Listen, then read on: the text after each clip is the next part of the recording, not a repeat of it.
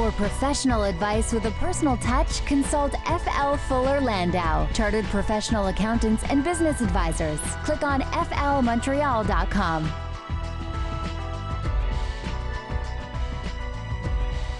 Good evening. Welcome to today's Entrepreneur, presented by FL Montreal. This is the program, but harnesses the entrepreneurial spirit that drives Quebec business. My name is Dan Delmar, along with FL's Josh Miller. Hello, Josh. Hello, Dan. You had a good weekend, I see. Yeah, well, after last night's election, that went a little late, so I'm a little sluggish today. But we do have, of course, a new mayor in town, and a lot of nervousness, by the way. We can begin there on the business community front. Environmentalists in power now in Montreal. The mayor was doing her best to reassure the business community, saying that we're open for business and that hopefully the trend will continue. What are your thoughts on businesses eyeing the politics of Montreal? Well, politics has always been politics in Montreal. Did Denis Coderre bring a little bit more business to the local economy?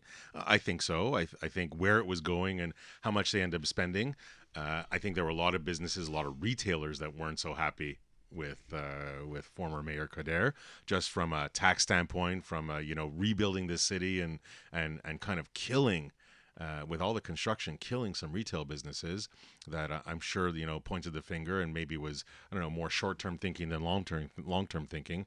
But will Mayor Plante be any better?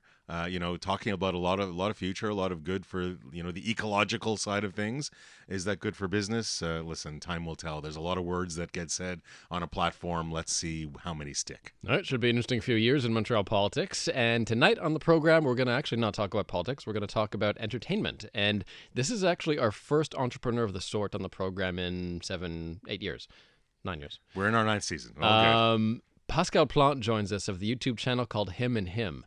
So our first, this is a professional YouTuber. A professional YouTuber. We've had other entrepreneurs here that have talked about their online business, but this is a professional YouTuber. There's a lot of people that say, "Oh yeah, I'll have a video, it'll go viral, I'll make a lot of money on YouTube." Doesn't quite work like that, and it definitely takes some effort and time and energy, and it's going to be a great story, and it's going to be a lot of fun talking with Pascal. And then later in the program, we'll have a new contributor who I've always had a love-hate relationship with, Josh. Well, as schizophrenic as you might be, Dan, we're definitely going to talk about some online image and in relation to public relations, and that is your forte, your expertise. So, Dan, we're going to grill you at the end of the show and hopefully educate some of the entrepreneurs listening. Interesting. I don't talk much about my day job, but I hope it can be enlightening later in the program. Let's start on a PR issue, by the way. Netflix, how they are sort of a lot of talk about Netflix and their PR moves. This after the bit of a PR nightmare they had recently with one of their big stars. It is, and this was the story of Kevin Spacey and House of Cards, and him, I guess, getting caught. I'll say with his pants down, but certainly in some inappropriate instances much earlier in his career. And the story was more about how does an entrepreneur, how does a business deal with in a crisis, deal with issues of such nature. And I guess the article is what can Netflix teach entrepreneurs about mitigating a PR nightmare. And they were talking about a few aspects that I think you would think are fairly obvious and everybody should think about it. But I wonder, it's really present, and Dan, you live and breathe this every day, but don't shy away from it. Present the facts, be clear about it. Don't skirt the issue. Don't use big, long, fancy words. Don't lie. Don't lie. Don't lie.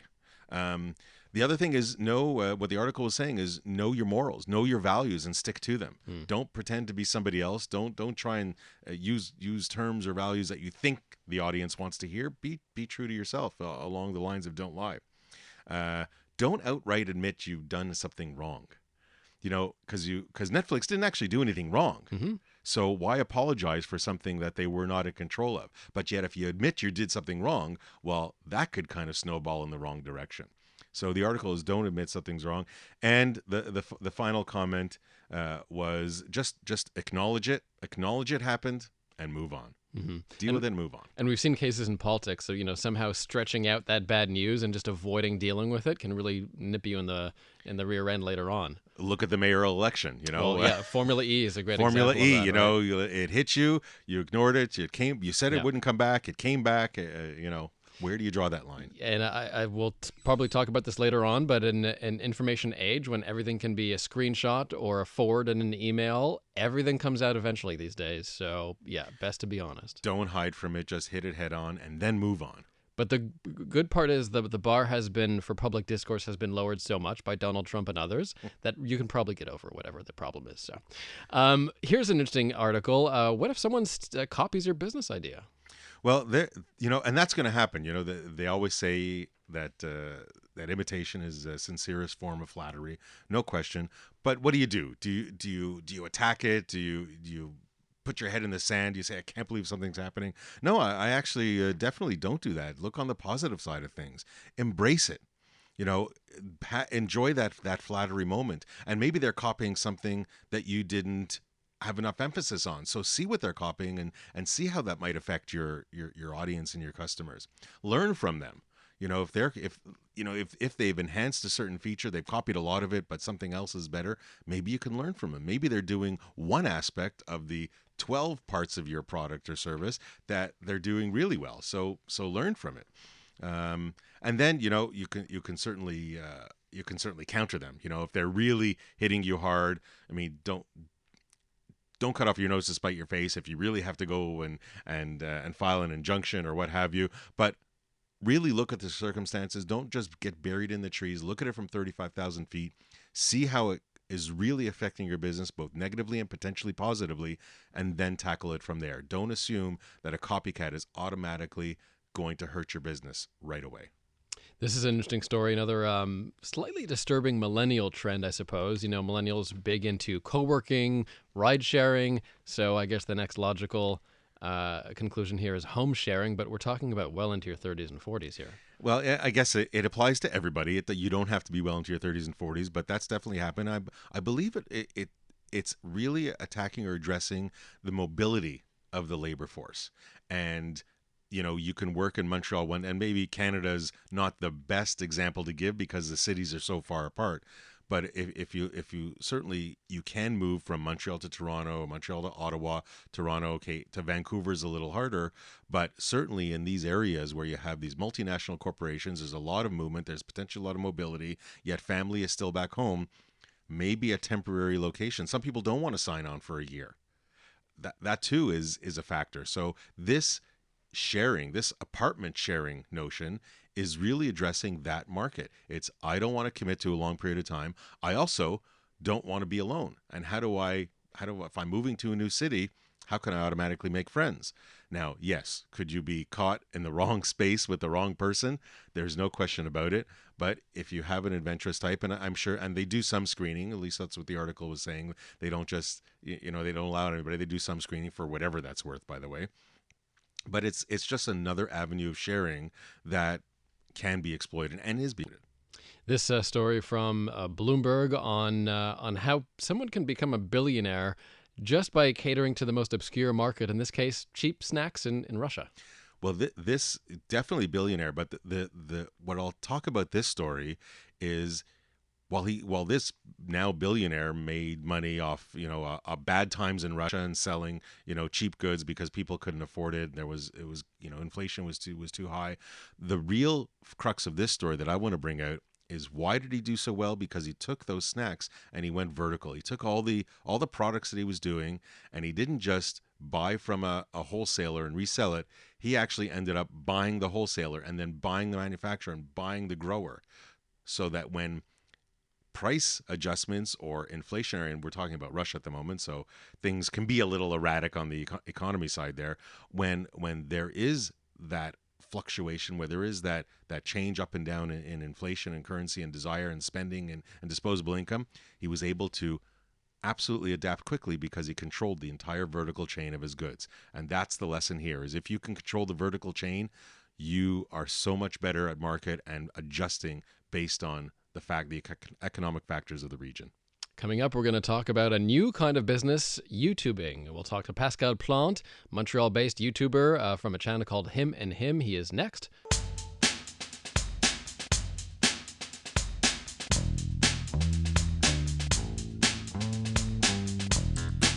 For professional advice with a personal touch, consult FL Fuller Landau, Chartered Professional Accountants and Business Advisors. Click on flmontreal.com.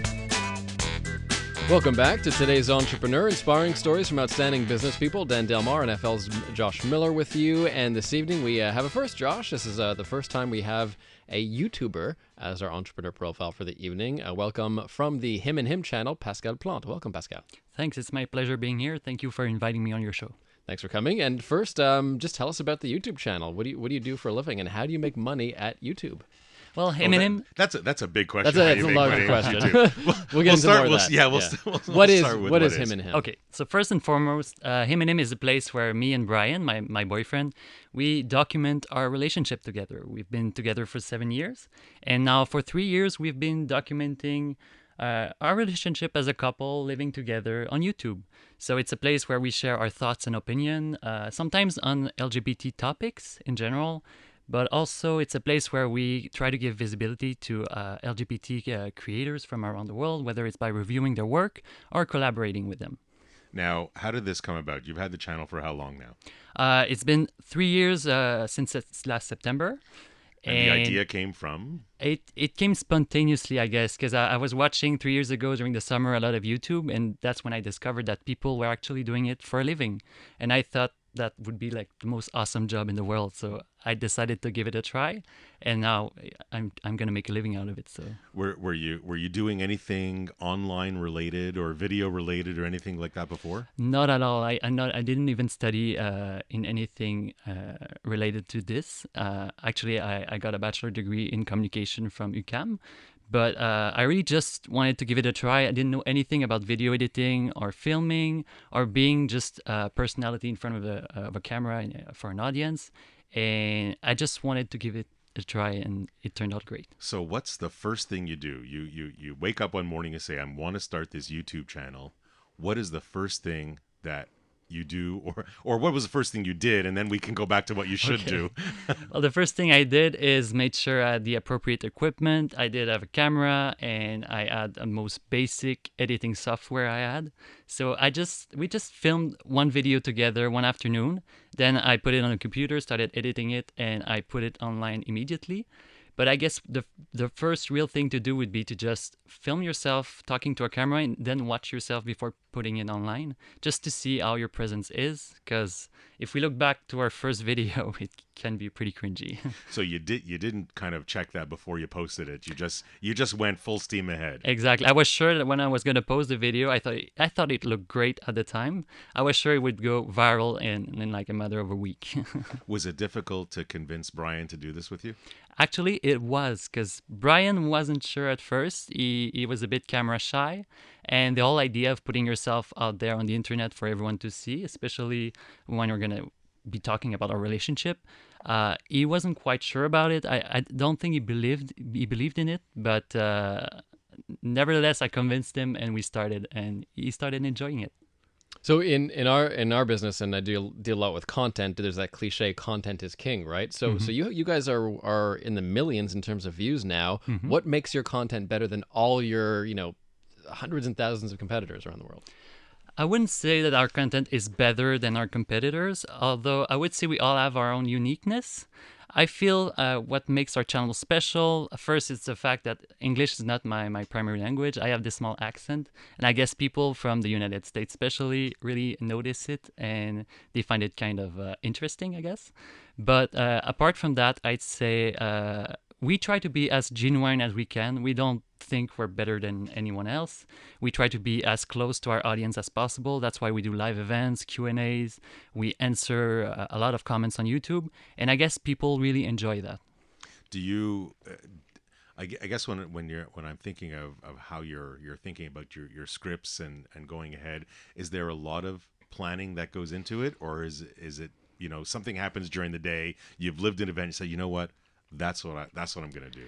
I feel we try at the beginning of each month to come up with ideas for a video, but the best videos we've had are ideas that came up naturally during the day and we just started filming it. And we almost never write a script for our videos. So we try to be as spontaneous as we can, and I feel our audience can feel that, and we feel more genuine when we do these things, and that's how we do it. Now, you were talking before is what you first did when your YouTube channel, your video, you had a camera, you had some basic software. If you were to look at somebody that wanted to start their YouTube channel today, what equipment, what knowledge would you say that would be best for them to have going in?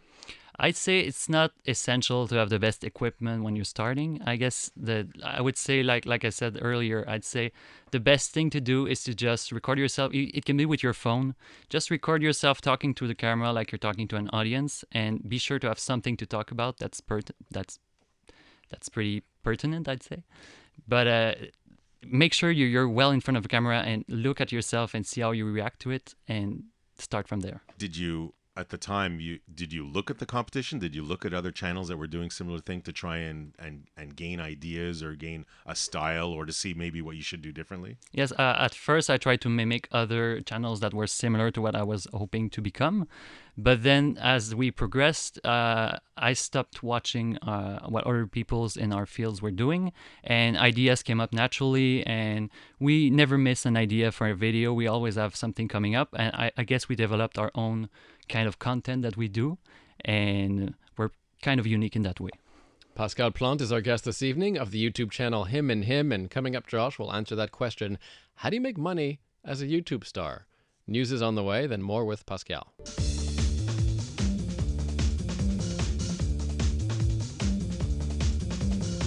For professional advice with a personal touch, consult FL Fuller Landau, Chartered Professional Accountants and Business Advisors. Click on flmontreal.com.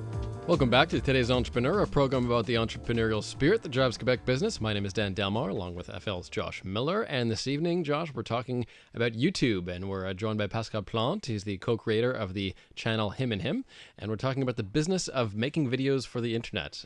People can make really good living these days off of this. But it's not so simple as creating a video, think it's going to go viral, get 100,000 hits, and you make millions of dollars. It doesn't quite happen that way.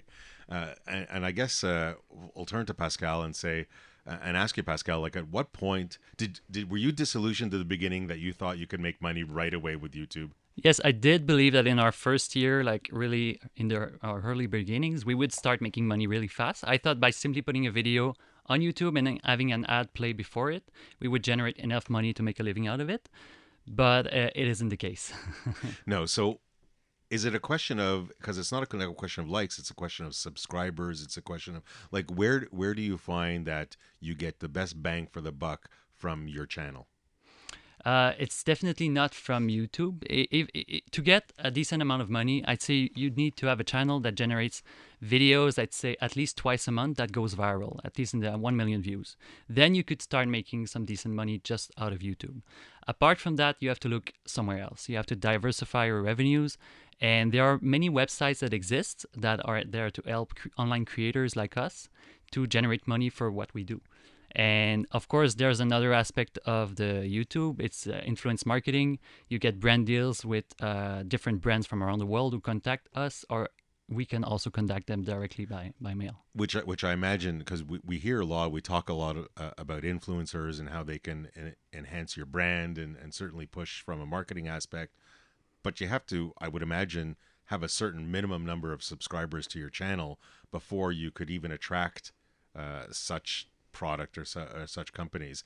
Is there a minimum? Is there kind of a standard that you look for, that you're aware of? Well, for us, we started receiving emails for brand deals when we were around 10,000 subscribers, and many websites that offer like a link between creators like us and brands, they have a minimum requirements for subscribers for YouTube, and usually it's either around 5,000 to 10,000 subscribers. But even so, the more number you got, the more interesting you're to a brand, and the more you can charge for your video.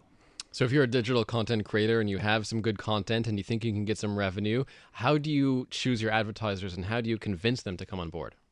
Well, the first thing is to be always true to your brand, your image, and your audience. So be sure to choose a brand that you personally really like and think that your audience will too.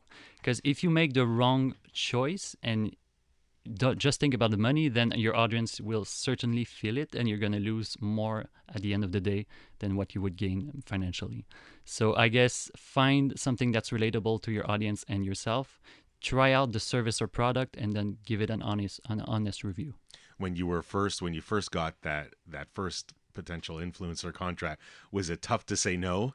I mean, is it, it's great, it's easier now, say maintain your image, but when you're first building, did you have that trouble saying, oh, maybe we shouldn't really link to ourselves? Yes, exactly. The first brand that approached us had nothing to do with what we were doing, and we accepted it immediately because we were super excited. It was our first opportunity in influence marketing, I'd say. But then the video didn't do as well because it didn't connect with our audience.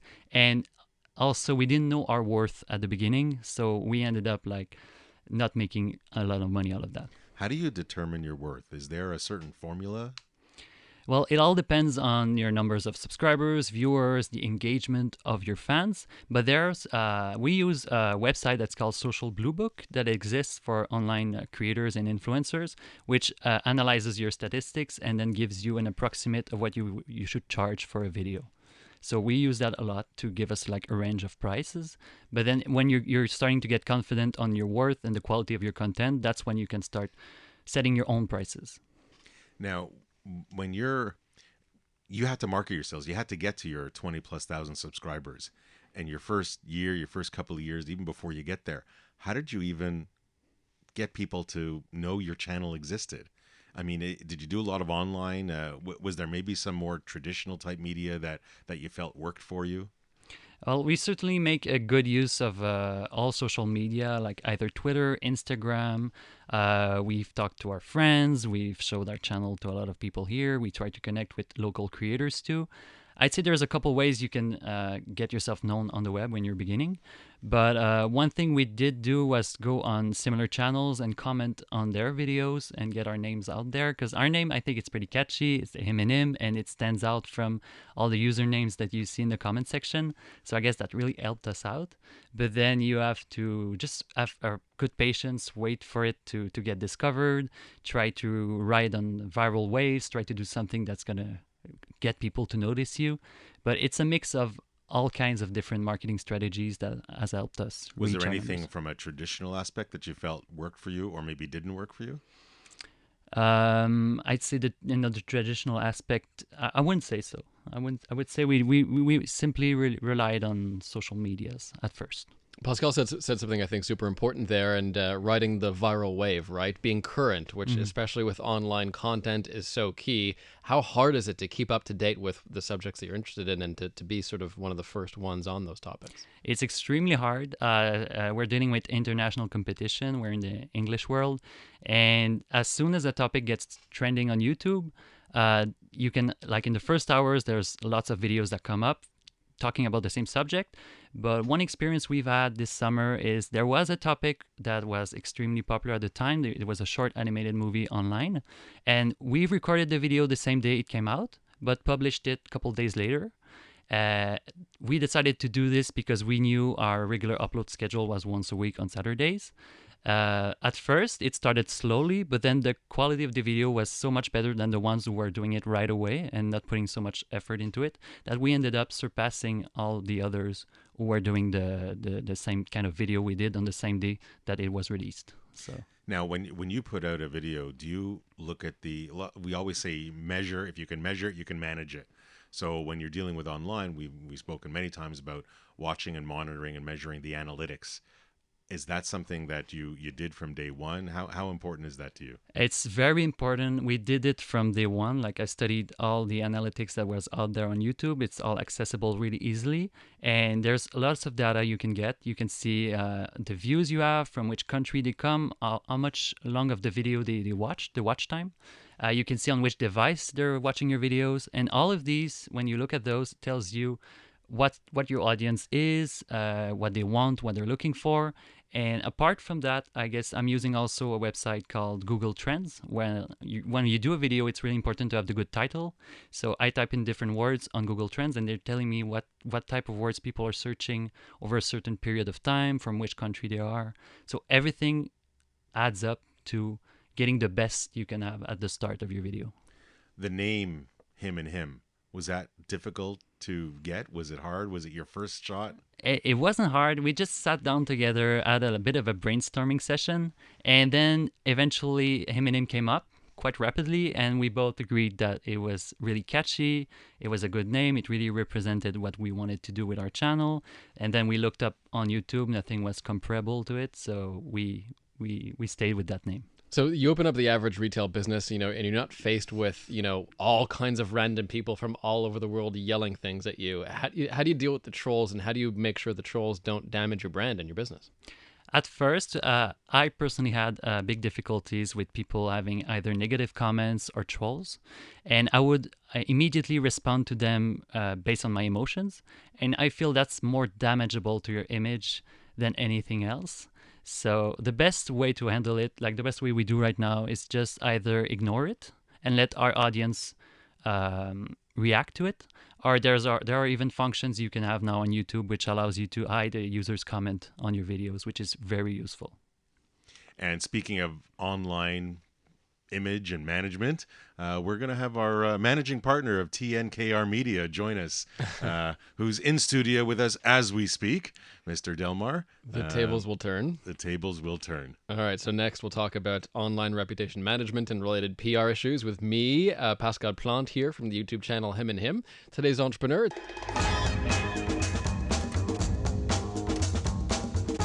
For professional advice with a personal touch, consult FL Fuller Landau, Chartered Professional Accountants and Business Advisors. Click on flmontreal.com. Inspiring stories from outstanding business people. Dan Delmar and FL's Josh Miller with you. Coming up, we'll have Pascal Plante's one piece of advice for today's entrepreneur. He is the co-creator of the YouTube channel Him and Him. Very interesting chat. But first, Josh. But first, Dan, and I won't make you introduce yourself. That would be awkward. rude. That would be awkward. You've never done that before. But first, we're actually going to talk about online image, online branding, and you being managing partner managing Media, live and breathe this every day. So just kind of jump right into that first question, and it's a big question, but I'm sure you're going to answer it very concisely. How do you build that online brand? Slowly, diligently, and with a lot of planning. We mentioned in the previous segment the cliche content is king, right? That has been out there for a very long time, and it's true because the best content, and I say best in quotation marks, the most popular content or the content that's most relevant to your audience is the one that usually floats to the top or becomes most popular. It's a very democratic exercise in that way, the internet. And so really what it comes down to is staying relevant and staying on top of the industry that you're focusing on, and putting out the best content that you can be. And as a PR consultant, you hope that once in a while some of that content sort of graduates to traditional media in a way, and that you once in a while are able to break through and not just be on social media or on a website, but having a broader relevance and reaching a broader audience. You referred to something, and Pascal referred to it also earlier. Know your audience. Aim towards your audience. You want to maintain an image. You want to give some content. You want to give information. Know your audience. Do you have to know beyond your audience because there's so many onlookers? For sure. You have to consider the general public at all times when you're doing any kind of public activity. So knowing your audience and knowing what they like is obviously essential. And there's a ton of demographic data. You guys were mentioning Google Analytics, that they have really a ton of data in which to really micro-target individual posts. You can get really sophisticated in terms of timing, length of posts. I mean, there are all kinds of factors, but at the end of the day, you just can't offend the general public as well. And you have to be conscious of clips and screenshots and moments where people on the internet are just looking to take you down, and you have to sort of be able to distinguish yourself in an interesting way, sometimes in a controversial way if necessary, but then scale it back and not be too hot for the public. So is it a good idea to be controversial a little bit? Is it a good idea to stand out in that way? I'm going to kind of look at Pascal and say, you guys, I mean, there are definitely some things that were probably a little controversial, if not now, maybe earlier at the beginning. Did you do you have some controversial videos out there? And was it a conscious decision? Did you like so many questions? You know, how was the response rate? Did you care? Was it important, the image? What would you say? Yes, we did make some videos that we feel are a little bit more controversial. Either we went too far in some things, or we touched subjects that we believed our audience would not appreciate as much as we did. These were all we tried to do those and see the reactions, and then when we get the feedback afterwards, that's when we take full responsibility of what we've done. And if we made a mistake, we just admit it to our subscribers, our fans, and we try to stay true to our brand, our image. But I guess the most important thing is if you want to do something controversial, stay as transparent and as true to your image and brand as you can. And if I turn to you, Dan, would you agree with that statement?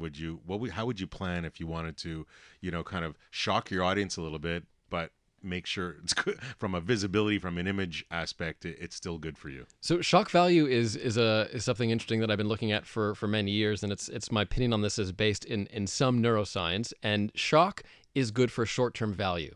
So if you want to attract attention in the short term, shock value is going to be very effective. It is not productive for long-term learning. So shock value is okay to use once in a while as a tactic, but there's got to be some meat and potatoes behind what's going on there. Otherwise, you're just going to forget about it a couple days later. So shock is a cheap tactic if you're just using it on its own. But when you are in the PR business, I often say come in with a big headline, but then there has to be some meat afterwards. So it's tricky. And if you're talking about the meat afterwards, and you want to continuously have that exposure, is there such thing as too much exposure? Is there such thing as kind of flogging a dead horse, so to speak? For sure, there's that cliche: all PR is good PR, right? And I'm not a subscriber to that at all. You said that a few times on this. No. Someone with a responsible public image knows when to say things, and most often, most of the time, knows when not to say things. And when it comes to